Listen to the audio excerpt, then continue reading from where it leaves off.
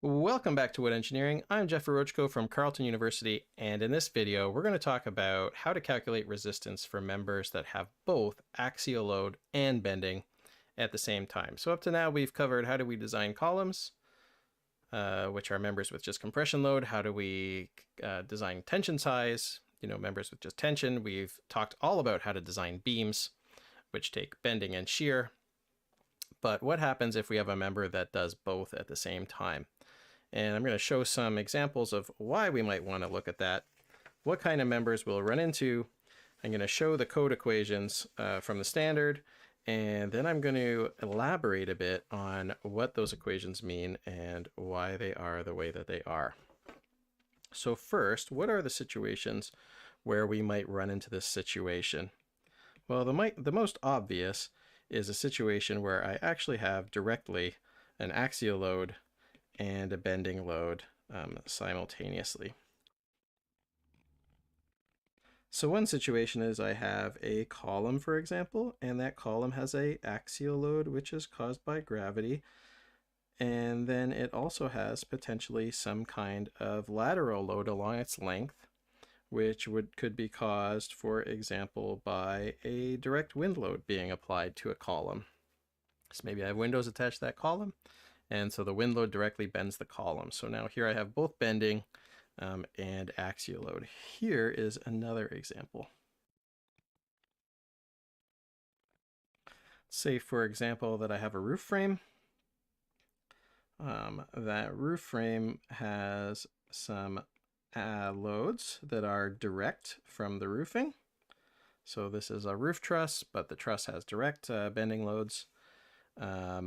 And also those loads on the truss cause tension and compression in the truss members. So these top two members in this example will be in compression, and the bottom member would be in tension. So for these ones on top, roof beams, for example, I have moment plus compression. Okay, and then let's say that this is a floor, maybe this is an attic space, and I have some kind of loads on it, maybe in some part of it. Then for that one, I have a moment plus tension load simultaneously. And using the equations in the standard, I can calculate the strength of both of these cases. Okay, so that's the most obvious one, but there is another one that is very common, which you might not think about on first blush, and that is what happens if we have an eccentric load on the top of a column, for example.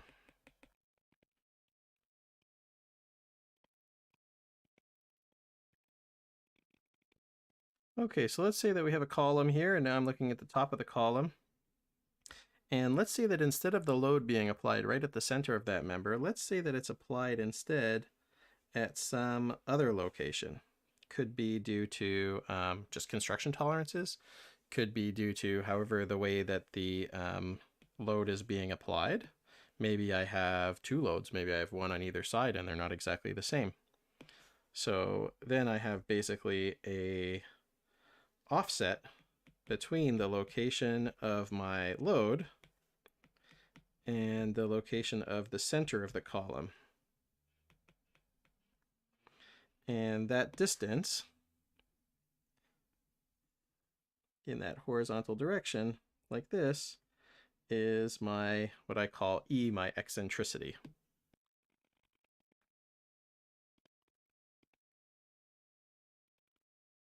Okay, so why does that cause a moment?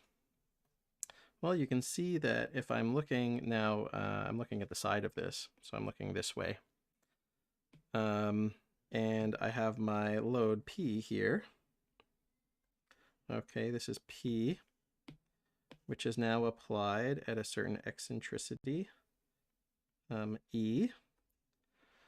Now, if we were thinking about that load on a section, it's like if we were doing a concrete beam design or something like that, and we had a load caused by rebar and it was offset, we know that that load causes a moment. So this is going to be equivalent to a situation that looks like this, where I have my P at the center, but I combine that with a moment, and that moment equals P times E.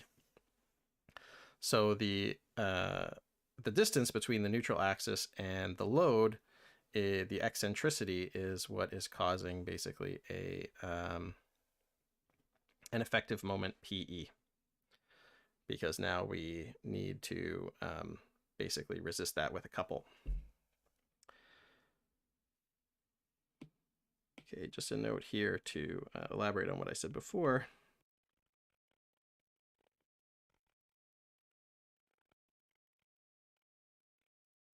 Okay, so this E, the eccentricity, is often included for members, even those where we're considering that they're axially loaded, because if I have a fabrication imperfection, so whatever my connection plate is not fabricated perfectly or it's not installed correctly, so I have some construction tolerance on where the location of that load is actually going to exist, then I can assume some nominal eccentricity E to account for those effects and to make sure that, you know, if I accidentally get a little bit of eccentricity because of construction, that I'm not going to fail my member. Okay, so that is the effect of eccentric axial load. So now let's look at how we take this combined axial load and moment effect into account in our equations in the standard.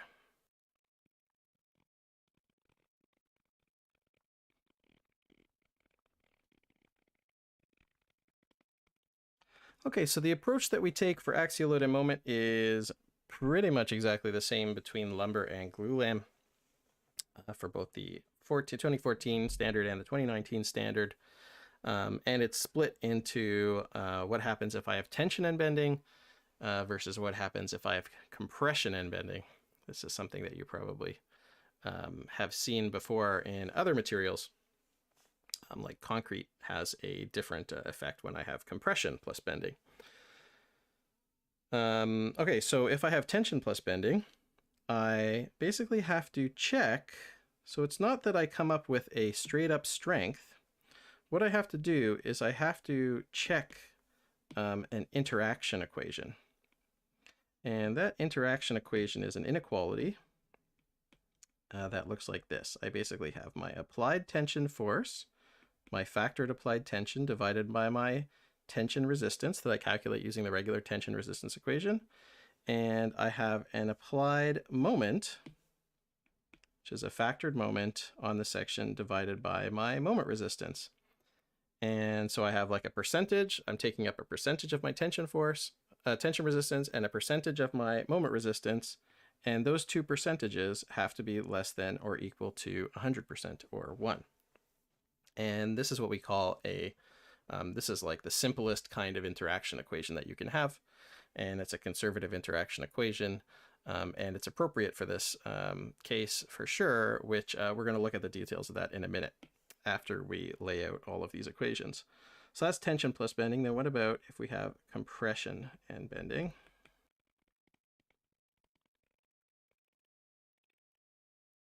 So we have something similar here for compression plus bending. You can see we have a percentage of our compression parallel strength, PF over PR, and we have here a percentage of our moment strength, MF divided by MR. But then we have these additional things that are different, these effects. We have a squared here, and we have this big term which modifies the percentage of moment relative to our moment resistance. And we are going to look in detail as to why those two effects exist here. But again, it's similar. I'm checking some kind of way of calculating a percentage that I'm using up of my axial compression and some percentage modified of how much of my moment resistance I'm using up, and combining those together and making sure that I'm using up less than the combined 100% resistance. So we have one more kind of resistance percentage in this equation, PE, which is on the right side over here. And that is basically how close our section is to our Euler buckling load. And the Euler buckling load is calculated like this, where we're basically using our E05. That's our Young's modulus, but the 5th percentile Young's modulus. We're using that because this is a strength equation, again, modified by KSEKT. I have my, my I, my moment of inertia, and I have my effective length, LE squared. So I'm just going to lay out all the different parts of these equations for the note.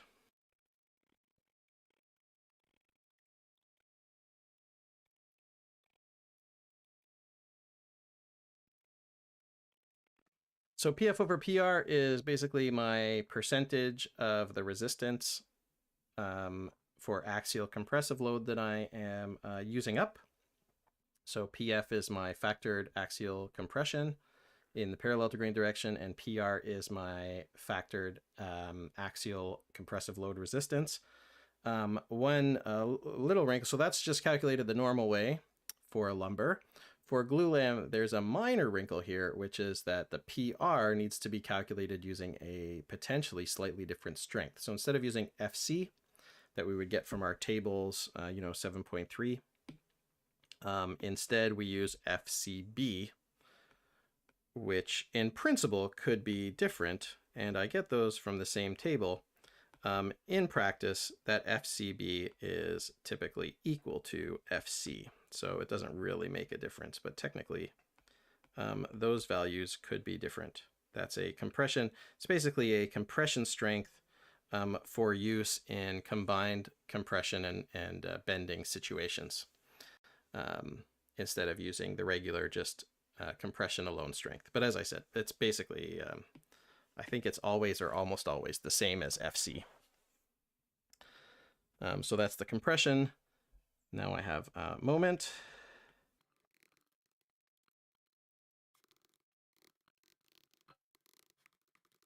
And also for tension, so we have our factored axial tension load and the related resistance. So PR, MR, TR, we calculate all of these things using the same equations that we usually use to calculate PR, MR, and TR. Then for the Euler buckling equation, we have LE, which is an effective length. And that effective length is in the plane of the applied moment. So it depends on which way I'm loading this. So if I have a moment that in my beam column is bending my beam like this, then I need to look at the effective length for buckling basically in that direction.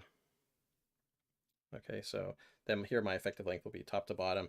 If I had a restraint in the middle, then my effective length would be just half of that height, right, if it was right in the middle.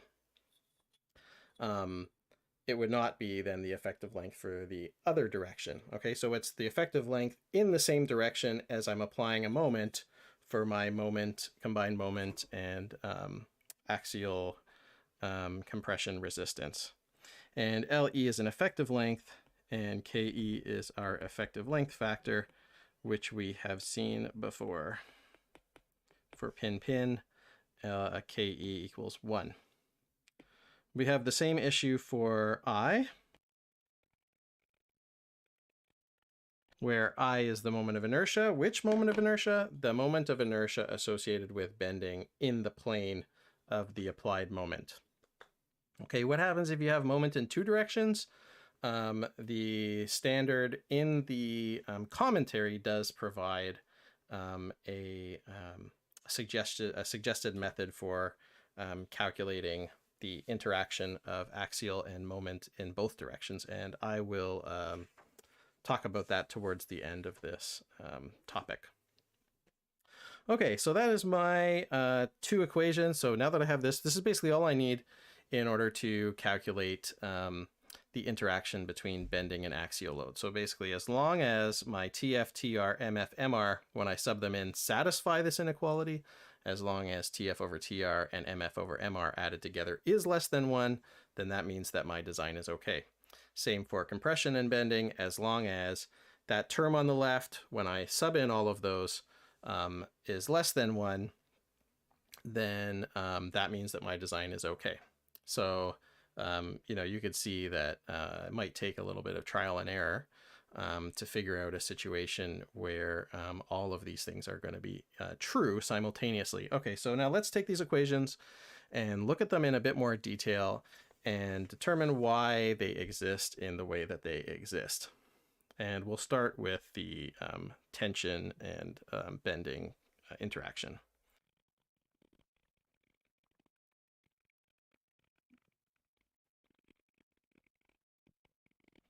Okay, so the tension one is very simple. Basically, I have one term, as I mentioned, that is basically represents the percentage of the tension capacity that I've used up with the tension load that I've applied, and MF over MR is the percentage of the moment capacity that I've used up with my applied MF. And as long as those two percentages, when added together, are less than 100, then everything is fine. And this is a simple interaction.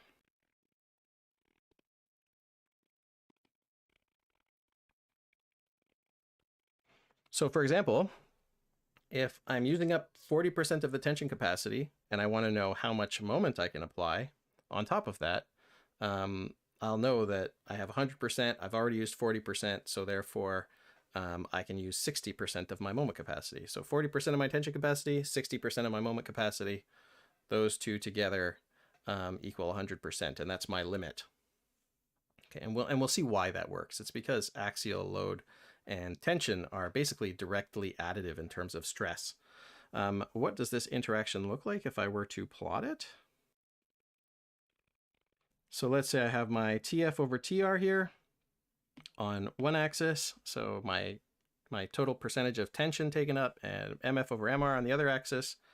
And so if I'm not using any of my moment capacity, then obviously I can use 100% of my tension capacity. And if I'm not using any of my tension capacity, so TF over TR is 0, then obviously I should be able to use 100% of my moment capacity. Those are just basically the tension only case and the moment only case, which are cases that we've already looked at. So that makes sense. MF over MR has to be less than 1 for those cases. That's our requirement, that MR is greater than MF. In between, this equation basically looks like this, a straight line.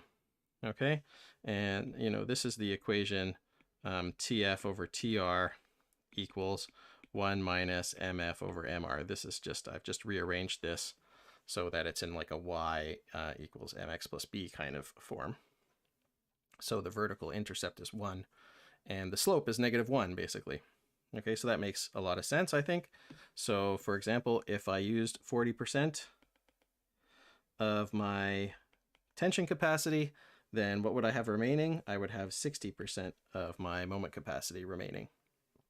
And that's the way the equation works. We'll basically never draw this, but that's basically what's happening. So all of the area under here are valid design states.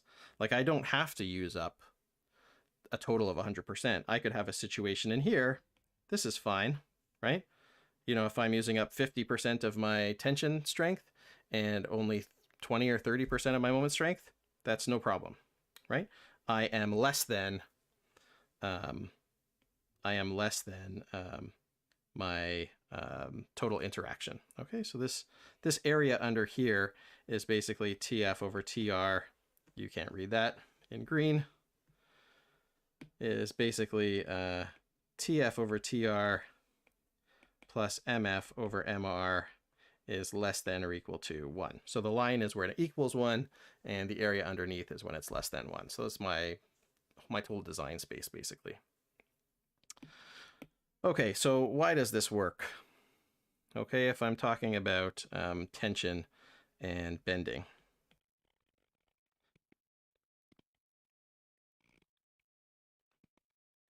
Okay, so the reason is because bending stresses are axial stresses, right? A bending moment in a section causes tension on one side of the section and compression on the other side of the section. So if I split these up, I can look at what is the tension effect. Okay, here a tension load is going to create a uniform tension stress along the height of the section. Let's call that sigma T1. That's my tension effect. For moment, okay, we are familiar with what is the stress in a beam along the cross section when I have a moment, right? As long as my beam is linear.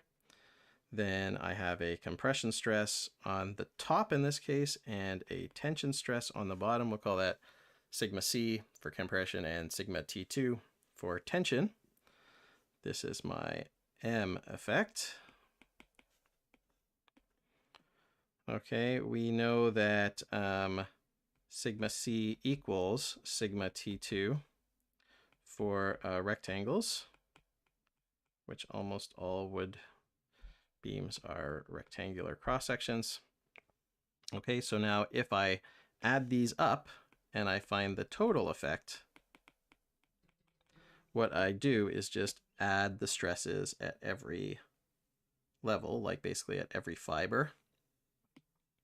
And what I'm going to get is my compression is going to be reduced by adding the tension, and my tension side is going to increase. The slope of this is going to be the same because the slope is my curvature. And so this is going to be T1 plus T2. And over here, I'm going to have basically C plus sigma T1. Okay, and this is a linear distribution in case you can't tell that it's linear. Okay, so I basically add up all the stresses. In this case, I'm considering that sigma C is negative value. So I add sigma C and T1, and my negative value reduces. Or, could be that, could also look like this, depending on what is the relative value of these two things, right? Could be anything like that. I could put the whole thing into tension. But the important thing to realize is that my stresses, the stress caused by axial force and the stress caused by moment, are basically additive. So each one uses up some portion of whatever is my total strength, right? So this might be my strength here.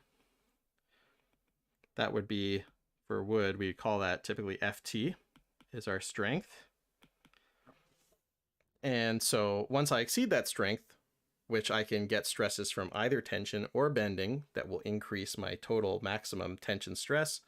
Once my total maximum tension stress reaches FT, then that's when I'm going to get failure.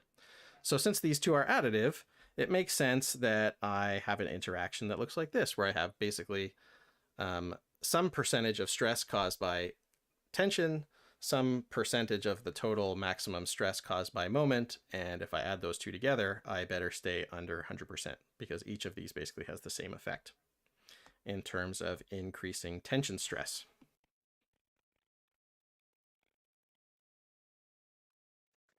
Okay, so now let's move on and talk about what's happening in the compression and bending interaction, because obviously there must be something different going on than the simple interaction that's happening here. And it turns out that there are actually two major effects. So just to remind you, here is what that equation was. Okay, so I have my PF over PR squared plus MF over MR times this term that basically amplifies the effect of moment depending on how close I am to my Euler buckling load. So there's two things that are different here compared to tension. There is this squared term. So the first term is squared, which it wasn't before. And there's also the second term here, which, as I just mentioned, modifies my MF over MR. And so it's not a simple interaction anymore.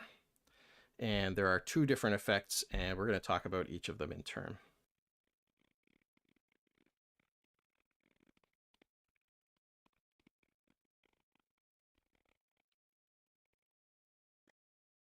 So this term, this squared term, basically accounts for the difference between tension strength and compression strength. So if we're talking about tension, we know we can add our stresses until we get to FT. And then once we get to FT, we get our failure. But FT and FC are not equal. And it turns out that usually FC is greater than FT.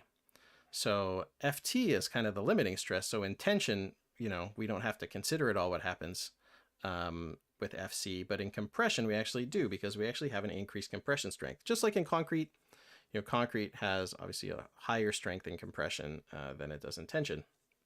And that's why we get those kind of bubbly interactions that we see in concrete. And we get a similar thing in wood. So if you want to see what I'm talking about, if I come back to one of our strength tables, you see that we have FC and FT, and FC is always quite a bit larger than FT. Why is that? I mean, tension strength in timber is very high, right? And we know that, the tension strength of the fibers is very high, but the problem is that for a full member, instead, like if we're talking about an actual piece of wood instead of just wood fibers, when we have tension, obviously any kind of imperfections and knots and everything like that within the wood decreases that tension strength. And it affects tension strength much more than compression strength, because for compression strength, if I have a knot, that doesn't really necessarily reduce my compression strength because I'm just kind of pushing on the knot. Whereas a knot will really decrease my tension strength, because where that knot is basically means I have a reduction in effective area. That's one effect, for example. And the same is true for glulam. So if I go to the glulam table, you'll see that my FC is very high, but my FT tends to be significantly lower. Okay, so how does this actually make a difference? Because, that's one thing to say that makes a difference, but wouldn't tension still govern because tension is lower? Well, no, not necessarily. And let's look at an example of why that is the case.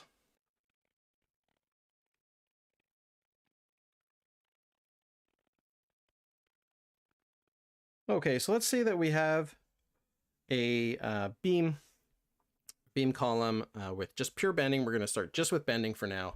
And we have a tension strength FT of 10 and a compression strength FC of 20.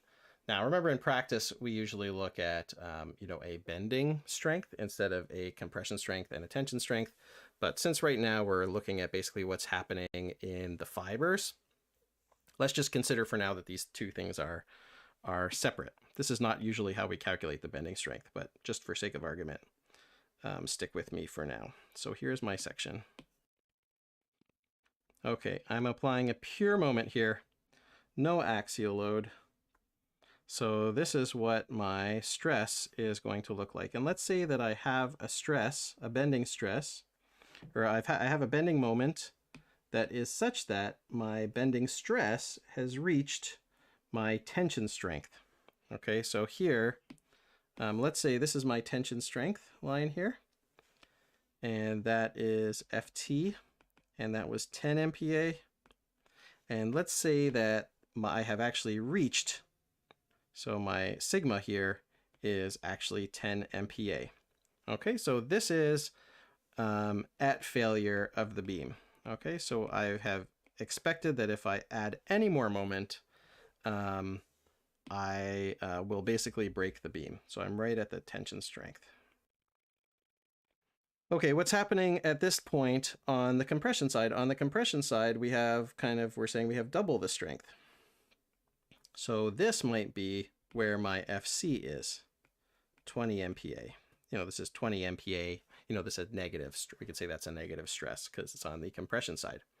Okay, so our actual stress is 10 MPa, but we still have this gap here on the compression side. So we haven't reached the compression strength yet at this point. We have quite a large gap. Okay, but the beam's still going to fail because once it reaches the tension strength, tension fibers are going to break, the whole beam fails, and it's game over, man. So let's now consider that I'm taking the same beam that we're starting at this point where we're basically just underneath the tension strength, or just at the tension strength, but not yet failed. And now let's add a compression stress, a uniform compression stress. So I'm adding a compression load to the beam.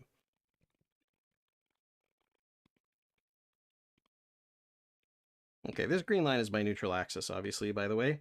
Okay, so I still have the moment. This is the same moment that I had before. Now I'm adding a compression load P. What is going to happen to the state of stress in this beam? Wow, that is a real crooked line here. Let's straighten it out a little bit first. Not great, but good enough. Okay, so now I'm going to start with my cross-section again.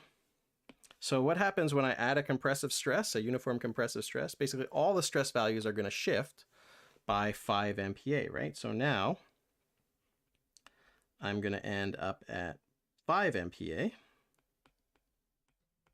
on my tension side and 15 MPa on my compression side, right? So I started basically here. Let's do it again. And I ended up basically on the purple line. Okay, so same slope. And now where am I relative to my strengths? Okay, so my strength over here is still 20.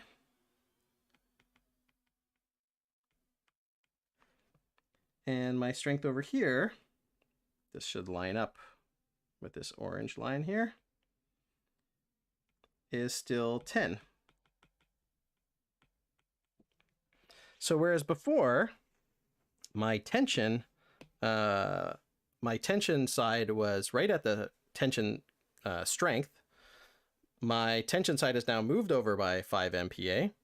And so now there's a space here, right? So this is shifted. So this is shift 5 MPa, right? And now we basically have a gap on both sides. So now neither the tension or the compression sides are at the limit. I have gaps in both sides. Okay, so now what can I do? So now I started with a moment. I added my compression, so I've shifted my stress profile by 5 MPa in this example. And now I am not at the limit on either the tension side or the compression side. Both sides I have space. So that means that I could add more moment.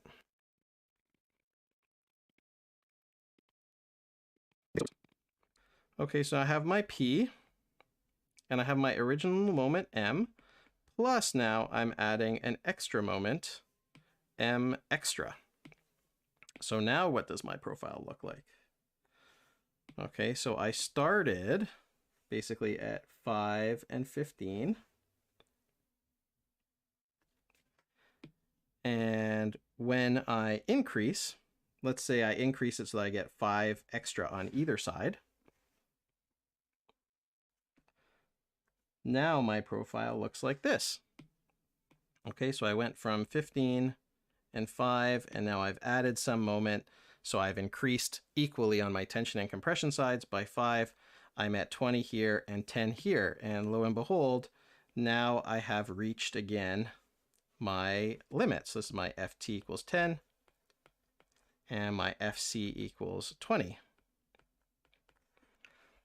So when I didn't have any compression load, I had a certain moment capacity M.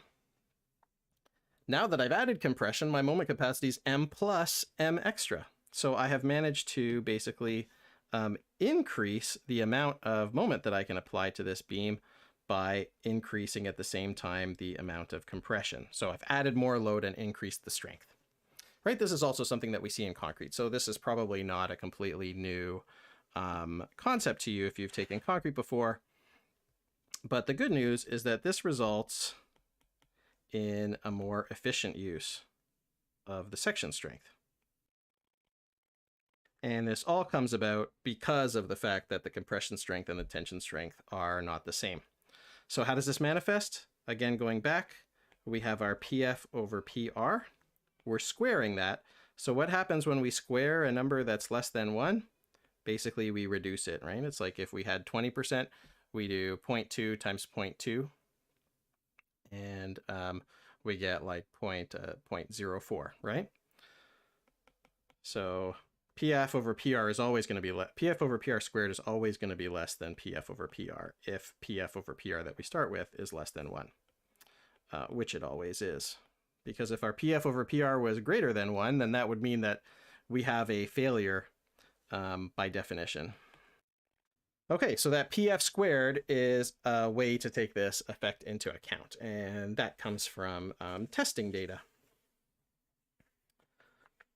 Okay, I'm going to put a cut in here before we go back and look at what the effect of the second term is and how we get it.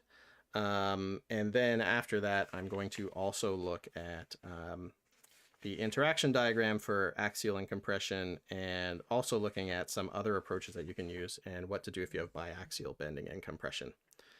So, so far we've just looked at tension, combined tension and bending, and the effect of the first term of compression and bending, and we're going to continue on in the next video.